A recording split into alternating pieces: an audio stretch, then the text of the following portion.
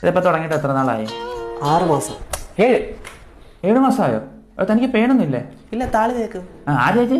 അമ്മ താളി ഉണ്ടാക്കി തരും. അതുകൊണ്ട് തലേ പേനൊന്നുമില്ല. കാച്ചി വെളിച്ചെണ്ണക്കിട്ട് അമ്മ താളി ഉണ്ടാക്കി തരും. അതുകൊണ്ട് വന്നു കയറുന്ന പെണ്ണിന്റെ ഭാഗ്യമെന്ന് അമ്മ എപ്പോഴും പറയാറുണ്ട്. അതല്ലടോ, പെയിൻ, വേദന ഉണ്ടാവുന്നുണ്ടോന്ന്? ഇല്ല. ഉണ്ട്.